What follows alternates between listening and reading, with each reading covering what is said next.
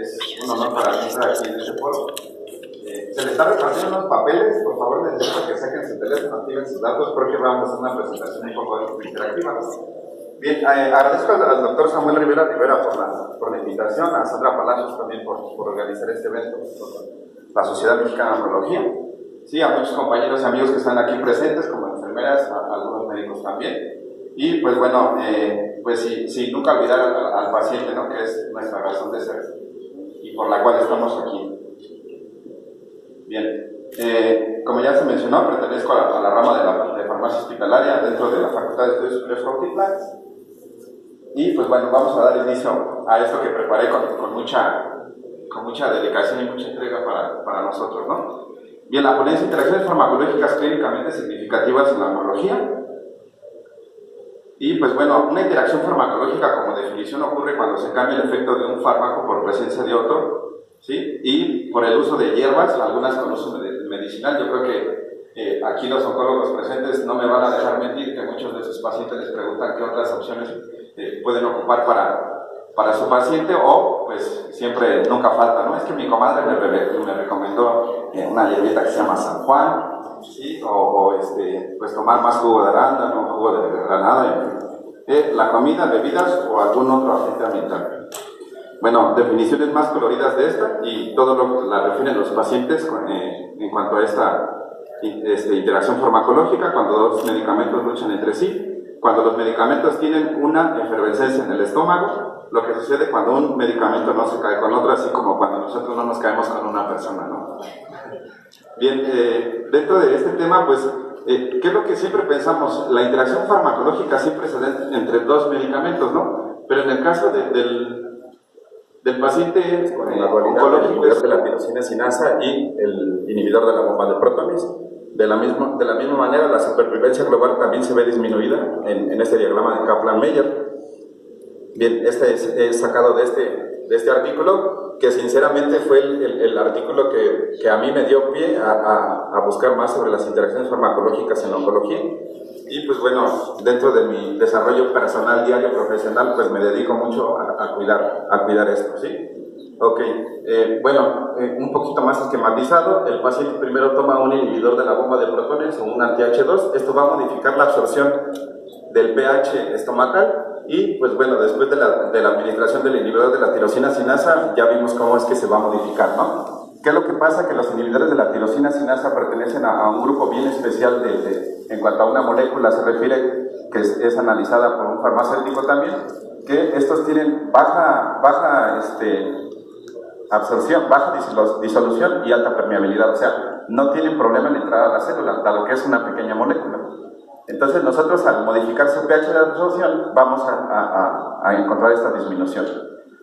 Bien, dentro de la distribución de los fármacos, esta se va a ver modificada por la disminución de los niveles de proteínas y su unión es alterada. Repito nuevamente, a los pacientes con un ECOG elevado, ¿sí? La presencia de edema en algunos pacientes también es un factor a considerar.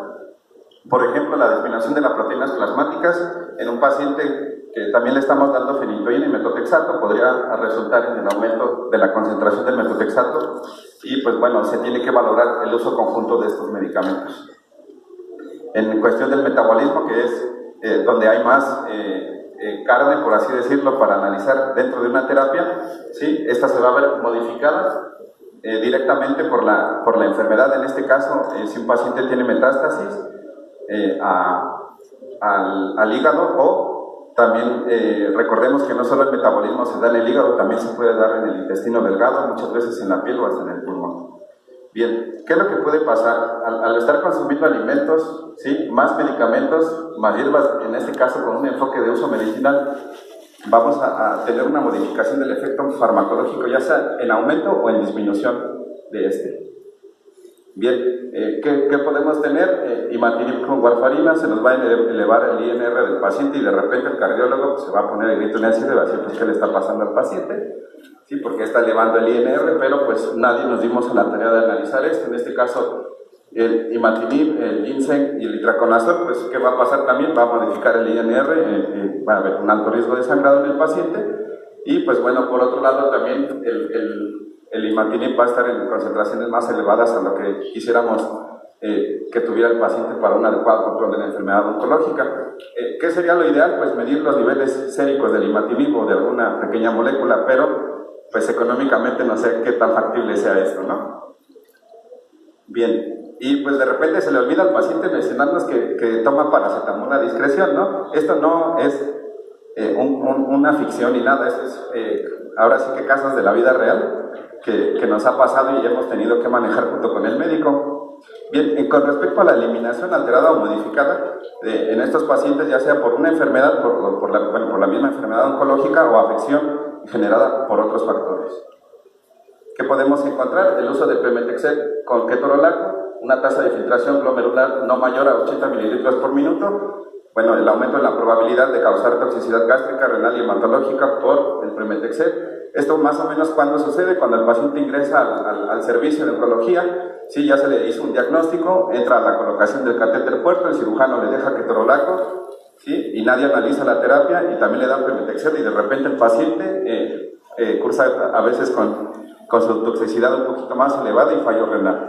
¿Sí? Cosas que nos podemos ahorrar y evitar si trabajamos en conjunto. Bien. ¿Dónde se pueden presentar las interacciones? Vemos que le van a dar a un paciente con un ECOG 3 un tratamiento y la paciente está caquética o el paciente, ¿no? Entonces, desde nuestro punto de vista, y es una sugerencia que hago, habría que checar si existe la posibilidad de ver si hay un ajuste de acuerdo al ECOG del paciente. Sí, pues bueno, ¿qué es lo que puede pasar? Esta modificación que ya se había mencionado, a algún paciente que le damos sunitinib y omeprazol, va a haber la disminución de la concentración plasmática del sunitinib, por lo tanto, el tratamiento del cáncer se va a ver modificado. Esto no lo estoy inventando, por supuesto. ¿Qué es lo que hay? Que vemos que ahí la supervivencia libre de progresión de la enfermedad se alarga en los pacientes que no tienen supresión. Estas se van a clasificar, como ya vimos hace rato, en sinergismo y antagonismo. Por el sinergismo, el efecto de dos medicamentos da como resultado el aumento en la expresión del efecto, ¿sí? Esta interacción es clínicamente buscada en la oncología, ¿no? El leucovorin más 5-fluoracilo estabiliza el complejo timidilato sintasa, pero también tiene que ser roto en cierto momento, si no vamos a tener una toxicidad que no estamos esperando. Con respecto al antagonismo, el efecto de ambos medicamentos es menor a la suma de ambos, ¿sí? El uso de interleucina 2 más dexametasona disminuye la respuesta inmune en el paciente, que es de lo más nuevo que podemos tener, ¿sí? Anti-CTLA4, PDL1, ¿sí? Que es lo que podemos presentar, no emplear en conjunta inmunosupresores como tacrolimus, micofenolato, ciclosporina o esteroides, dexametasona, metilprednisolona, hidrocortisona, prednisona, porque nos va a disminuir este efecto, ¿no? Muchas veces hemos visto pacientes que ingresan con toxicidad asociada a inmunoterapia, pues ¿cuál es la manera de cortarlo? Con esto, ¿no? Y hay casos reportados también que se emplean tacrolimus y micofenolato para romper este efecto persistente en el paciente. Con respecto a la utilización clínica de una interacción farmacológica en beneficio del paciente en este caso. Bien, con respecto a un efecto aditivo de las interacciones farmacológicas, el efecto de dos fármacos es meramente la suma de los efectos de cada uno. Recordemos que no es lo mismo 3×3 que 3 a la 3. ¿Sí? En cuestión de matemáticas, para poner un poquito más claro, ¿no? Bien, el uso de trastuzumab con doxorubicina genera cardiotoxicidad, eso es sabido, y la paciente, una paciente siempre se le está monitorizando cómo está su fracción de eyección del ventrículo izquierdo, en fin. El uso de platinos con aminoglucósidos y amfotericina, pues, que nos puede causar una lesión renal en el paciente. Sí, paclitaxel con posterior uso de vinorelbina puede aumentar la neuropatía en el paciente, ¿sí? Y dependientes de la secuencia, ya habíamos mencionado las matemáticas. Aquí las matemáticas sí nos afectan el orden de los factores, sí altera el producto en oncología, ¿no? O en el tratamiento oncológico del paciente. El orden de administración es sumamente importante, ¿sí? Administrar siempre taxanos antes de platinos para evitar, en la medida de lo posible, neutropenia severa. Ok. Bien, ¿y qué evidencias existen en esto? ¿Sí? Las potenciales interacciones farmacológicas que podemos tener en un paciente oncológico contra el cáncer, en un estudio de la prevalencia empleado un método de detección avanzado, que es más o menos una metodología que aplicamos día a día para el tratamiento de nuestros pacientes. ¿Qué es lo que presenta este artículo? Que aproximadamente el 60% de nuestros pacientes, o bueno, de estos pacientes internados en una sala de urgencias estaba con riesgo de expresar una interacción farmacológica. 103 pacientes ambulatorios examinados por el Departamento de Medicina Familiar, se analizó su prescripción y se encontró que el 70% tenía la posibilidad de expresar al menos una interacción farmacológica. No sabemos de qué intensidad todavía. Sí, en Francia realizó un estudio de 5 millones de recetas donde encontraron que el 2% de las potenciales interacciones farmacológicas tienen un carácter de contraindicación, o sea, 2 medicamentos no los podemos encontrar, no los podemos emplear, ¿sí? Y pues bueno, el 2% de 5 millones yo creo que sí podría ser un poquito relevante para tomarlo en cuenta. Bien, ¿qué es la metodología de este? Pues recolección de datos de medicamentos para el tratamiento no oncológico, para el oncológico, recolección de medicamentos de venta libre y hierbas medicinales también, una entrevista estructurada con el paciente y la identificación de potenciales interacciones farmacológicas en este software que está mencionado ahí, que lo hacen unos farmacéuticos de Estados Unidos que se dedican expresamente a analizar interacciones farmacológicas. ¿Qué tipo de terapia para el cáncer tenía? Pues quimioterapia, inhibidores de la tirosina sinasa, anticuerpos monoclonales, terapia hormonal o la combinación de todas estas que sabemos que es por lo general lo que se hace. Bien, más o menos, bueno, ahí dice cuántos medicamentos para cáncer 2, medicamentos de soporte 3, medicamentos para otras comorbilidades, la media de 4 y OTCs y hierbas 1, lo que nos da un promedio de 10 medicamentos, ¿sí?, que un paciente en tratamiento oncológico puede tomar. Ok, bien, más o menos a las enfermeras y a los pacientes y a los médicos se les presenta un chico de estas características, masculino de 21 años, que acude al departamento de urgencias, ¿sí?, que él refiere dolor y discreta inflamación en su miembro pélvico derecho de varios días de evolución. A la expresión física no se encuentra alterado, tiene una escala de Comas de Glasgow de 15, ¿sí?, se considera clínicamente sano, practica fútbol, o sea, un chico cualquiera que está haciendo su vida diaria, ¿no? ¿Qué es lo que le pasa? Pues le dieron hace 15 días un golpe en su partido de fútbol con un dolor súbito con 9 de 10 y se retira del partido y en la enfermería le dan medicamentos para el dolor, no refiere cuáles medicamentos, ¿no? Tras examinarlo el médico de urgencias, ¿sí?, nota inflamación y dolor en la pierna derecha a la altura de la tibia, el médico de urgencia le prescribe ketorolaco 60 miligramos como dosis única por vía intramuscular y le pide una resonancia de la zona afectada. Esta es su resonancia, ¿sí? Y bien, pruebas de laboratorio adicionales: creatinina, nitrógeno de urea, lactato de deshidrogenasa, fosfatasa, placa de tórax sin alteraciones, toma de biopsia y un diagnóstico de osteosarcoma de alto grado no metastásico. Ok. La valoración del farmacéutico hacia el paciente antes del inicio de un ciclo de quimioterapia: su biometría hemática es adecuada, las pruebas de funcionamiento hepático también, las renales incluidas, ¿sí?, y el paciente no cuenta con datos de ascitis o derrame pleural. Bien, ¿pueden sacar su teléfono, por favor? Y textear. Bueno, ya les pasamos un código. ¿Pueden activar la votación, por favor? Ok. Pueden seleccionar qué tratamiento le daría a su paciente y mandar la respuesta.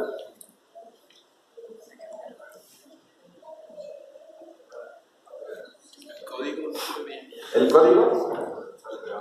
Okay. ¿Le pueden dar acá arriba, por favor? El código es esta, mira. 226172. Les va a aparecer la respuesta en su teléfono, ¿ok? Doxosis platino.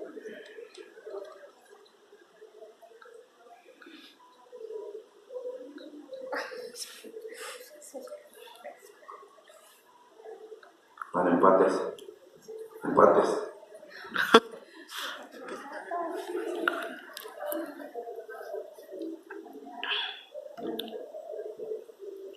Listo. Okay. Va a haber 3 preguntas adicionales, ¿sí?, para que estemos...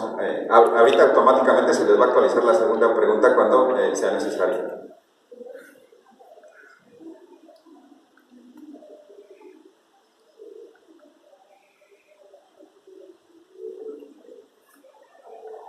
Listo. Ok, ganó metotrexato y doxorubicina. Entonces, con respecto a hacerles caso de lo que estamos votando y somos una sociedad sumamente democrática, vamos a elegir eso. Ok, ¿qué se le va a dar al paciente? Pues este ciclo, ¿sí? ¿Cuál es lo relevante? Que son 12 gramos metro cuadrado de metotrexato por vía intravenosa. Es considerada una dosis alta a partir de 1 gramo metro cuadrado. ¿Sí? Muchos oncólogos tienen dosis límite de 20 gramos por ciclo, ¿no? Para no generar más problemas.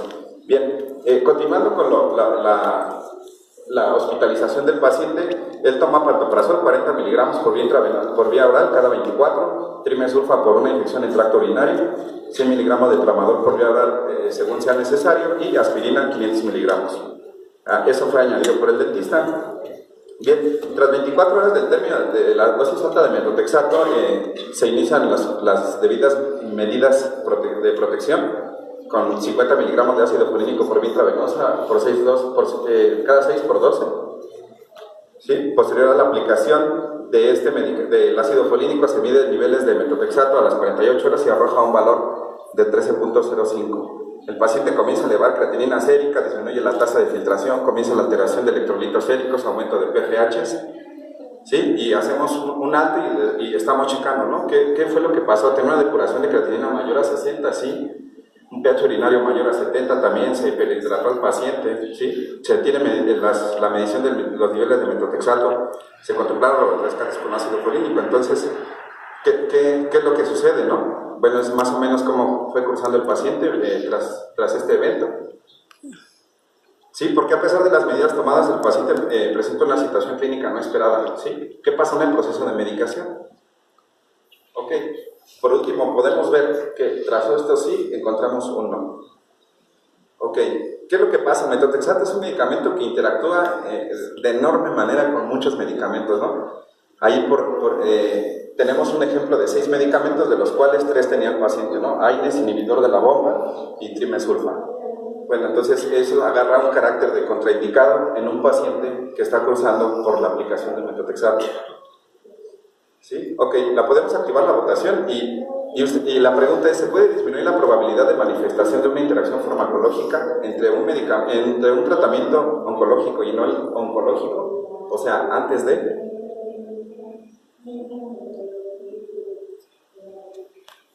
Si no votan, no se les va a dar constancia de asistencia al Congreso, ¿eh? En serio, ya todos lo están viendo.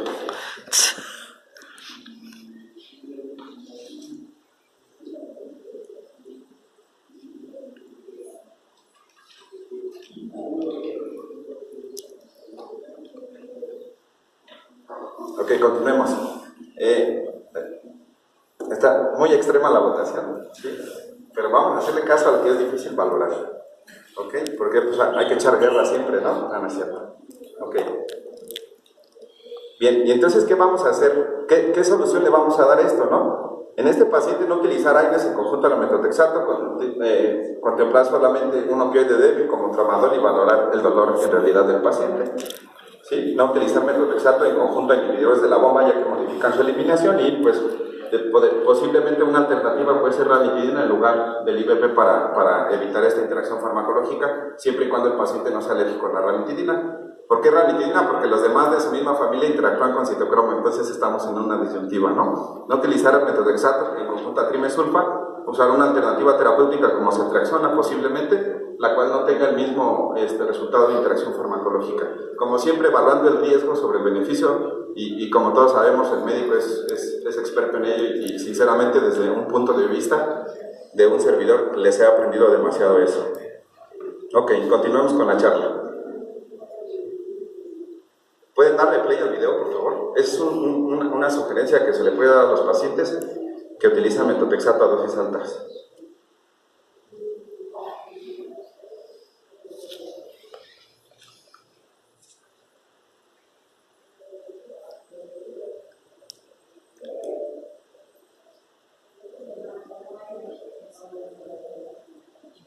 Él nos da la explicación en qué cáncer se puede ocupar, ¿sí? No utilizar inhibidores de la bomba de protones y cuáles son, y la explicación en por qué no se deben de utilizar, ¿no? Y cuidarlos a ellos, ¿no? No utilizar antiinflamatorios no esteroideos, son medicamentos de venta libre y pueden causar daño a nuestros pacientes, ¿no? Y paradójicamente la Coca-Cola también está contraindicado y todo tipo de refrescos en general, ¿no? Porque nos modifican el pH de eliminación.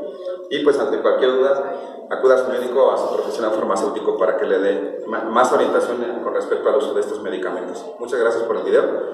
Bien, pero también tenemos otro contexto, ¿no? Enfocándonos un poquito más al médico, ¿sí? Que llega su paciente y su familia la aborda, ¿no? Doctor, necesitamos que le dé más tratamiento a mi mamá, a mi esposa, a mi hija, ¿no? ¿Sí? ¿No existe en realidad otro tratamiento para él o, perdón, para ella? Sí, fíjese que a la mamá de un amigo le dieron tal medicamento, ¿no? ¿Sí? Y pues usted valora a la paciente, por el momento urge más tratar una infección asociada, ¿sí? Ya que clínicamente está a nada de entrar a la unidad de terapia intensiva. Sí, comienza a administrar meropenem a recomendación del infectólogo que también ha visto al paciente por fiebre y neutropenia con anterioridad, ¿no? Bien, el medicamento compuesto que se le está pidiendo que se le dé al paciente se llama Transcript, que es valproato de magnesio y ralacina, empleado para el tratamiento de cáncer cervicuterino metastásico recurrente. Orgullosamente es una investigación mexicana, ¿sí? que está en la actualidad. Ok, ¿y qué es lo que pasa? ¿Qué consideraciones deberíamos de tener antes del inicio de este tratamiento? ¿El paciente es alérgico a alguno de los componentes de este medicamento? ¿Sabe qué dosis debemos iniciar? ¿Existe acción farmacológica que no brinde beneficio al tratamiento? ¿Qué resultados vamos a encontrar? La paciente refiere no ser alérgica. La dosis va de 182 sobre 700 miligramos 3 veces al día en acetiladores rápidos, que es otro factor a considerar, y de 83 sobre 700 en acetiladores lentos 3 veces al día. Bien, existe la posibilidad de que el meropenem disminuya las concentraciones plasmáticas del valproato. Es una interacción que también se nos da muy seguido.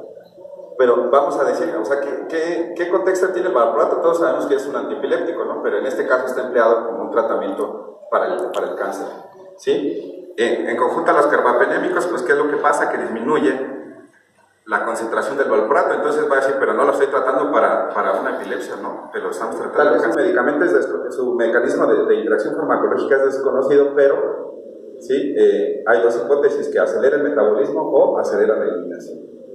Bien, ¿qué es más importante en este caso para la paciente? En ese caso, se lo dejo de tarea, ¿no? Pero ¿qué es lo que pasa por lo general? Que tenemos un paciente oncológico, con un tratamiento oncológico que se le va a dar quimio, su soporte y una terapia alternativa que la tomó por su cuenta para tratar el cáncer, ¿sí? Y un diagnóstico oncológico con un tratamiento no oncológico como hipertensión, diabetes y la toma de alimentos normales que tenemos. Si hacemos una relación, ¿qué podemos encontrar? Si son un paciente o son varios, ¿no? Y pues bueno, existen varios pacientes en uno solo que puede estar pasando esto. Ok, ¿se puede iniciar tratamiento oncológico y no oncológico sin probabilidad de expresar una interacción farmacológica? ¿Podemos activar la votación, por favor? Y es un código nuevo, ¿eh?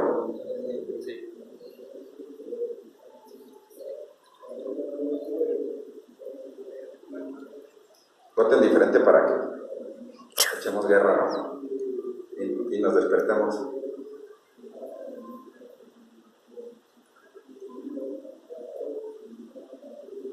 ¿Sí está activada la votación? No. ¿Le puede dar otra vez? Ahí está. Gracias.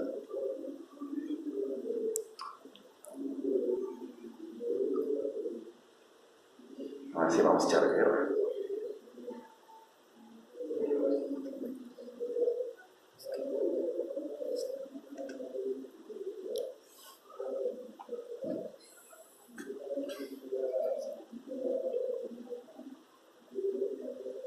Bien, vamos a continuar porque también el tiempo es necesario. Entonces,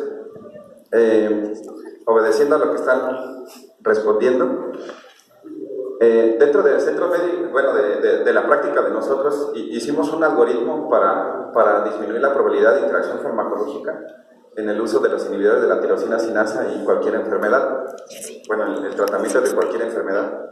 ¿Qué es lo que contempla? Acciones que puede tomar el médico, el farmacéutico y el paciente, ¿sí? Bien, en este caso, pues una evaluación neurológica, cardiológica, hematológica, tiroidea, renal, o sea, completa, hepática y gastrointestinal, dado que todos estos medicamentos pueden tener interacciones en cualquiera de estos sistemas, ¿sí? O pueden alterar los mismos. o ya están alterados y alterarlos un poco más. Sí, bueno, el farmacéutico, ¿qué puede ser? Y si nos permite el médico entrevistar al paciente para saber si el paciente toma medicamentos de venta libre o terapias alternativas que nos puedan modificar. Sí, en este caso, el evitar el jugo de toronja es indispensable. No consumir paracetamol más de 2 gramos día, dado que la interacción farmacológica que resulta es el bloqueo del metabolismo del paracetamol inducido por el inhibidor de la tirosina sinasa. ¿Sí? Ok, tipo, no sé, algas marinas, hierba de San Juan, no se recomienda, ¿no? Y hay que hablar con el paciente para hacerle saber que es un riesgo adicional que un beneficio el utilizar estas. Como ya habíamos visto al inicio de la charla, no utilizar inhibidores de la bomba de protones, emplear ranitidina dado que interactúa menos con otros medicamentos.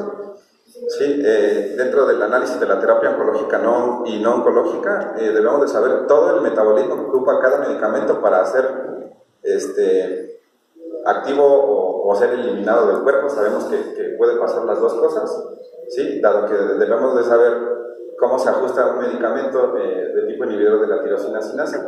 Si ocupamos un inductor fuerte, aumentar la dosis del inhibidor de la tirosina sinasa, yo creo que no es lo más recomendable, dado que no podemos tener certeza que se le esté dando bien el tratamiento, y aparte económicamente los medicamentos no son tan baratos como para estarnos jugando otro riesgo. Podemos cambiar la terapia en ese sentido. Sí, y pues bueno, otro punto importante es valorar la interacción que puede tener para la prolongación del QT del paciente, que es igual una medida de seguridad súper importante. Sí, bueno, con respecto a utilizar anticoagulantes de tipo acenocumarina o warfarina, hay que estar monitoreando estrechamente al paciente, dado que se puede modificar esto. Cualquier cambio en la terapia farmacológica debe ser notificado al médico o al farmacéutico para valorar nuevamente al paciente. Sí, pues bueno, recomendaciones al paciente, pues utilizar bloqueador solar con un factor de protección mayor a 30, mangas largas, sombrero, para evitar que el sol o los rayos UV hagan que el paciente tenga lesiones dérmicas, ¿no? Evitar, medidas para protección por el síndrome mano-pie, son medidas que incluyen este algoritmo, ¿sí? Y pues bueno, se le explica por qué les mandan pruebas de funcionamiento hepático y cuestiones así. Ok, esa es más o menos la presencia de cómo se ve el algoritmo impreso. Si alguien lo quiere, se lo puede hacer llegar sin costo alguno. Sí, y pues es en un orden lógico de ideas por sistemas, donde siempre lo neurológico es lo más importante, ¿no? Y cuál es la justificación y por qué en cada punto estamos tomando esta medida. ¿Sí? Ok. Algunas consideraciones para evitar las interacciones. La eliminación de ambos o varios medicamentos se realiza principalmente a través de una sola vía metabólica. Hay que considerar el uso de estos medicamentos en este caso, ¿no? Si podemos cambiar uno, mejor. Un medicamento es un potente inhibidor o inductor de una enzima que metaboliza a uno o más fármacos, también hay que estarlo considerando. ¿Sí? Si uno o ambos medicamentos interactúan y tienen una curva de dosis y respuesta pronunciada, ¿sí? O ambos medicamentos que interactúan tienen un margen terapéutico estrecho, la inhibición metabólica de la enzima primaria o la inhibición de una enzima metabólica secundaria da como resultado la desviación de una vía alternativa de metabólica que genera un metabolito que tiene una actividad farmacodinámica tóxica o modificada. Y pues bueno, otros dos puntos adicionales que también podemos considerar. La última votación, por favor, ¿me la pueden activar? Tras esta charla, ¿usted considera que sí se puede evitar una interacción farmacológica?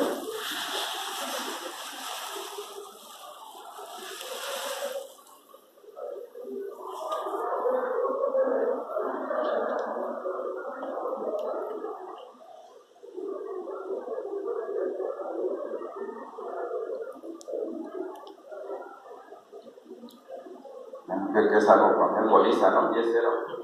¿Quién sabe contra quién jugó México? ¿El Salvador? ¿Cuánto quedaron así algo, no? Unas bolistas tremendas donde hasta el más tronco metía el gol. Bueno, les dejo esa reflexión de Roald Hoffman en su obra Lo mismo y no lo mismo, ¿sí? El que un ser humano sensato pueda tener una actividad ambivalente hacia las sustancias químicas y ver en ellas perjuicio y beneficio no es signo de irracionalidad, sino de humanidad. Y bueno, si tienen alguna duda para el inicio de un tratamiento, consulte a su farmacéutico, más si lo tiene en su hospital. Es un comercial, ¿no? Pues bueno, ya entrados en la mesa. Y pues bueno, Gracias por su atención y les dejo mi contacto por si quieren el algoritmo o alguna otra pregunta, sugerencia, comentario. Y muchas gracias.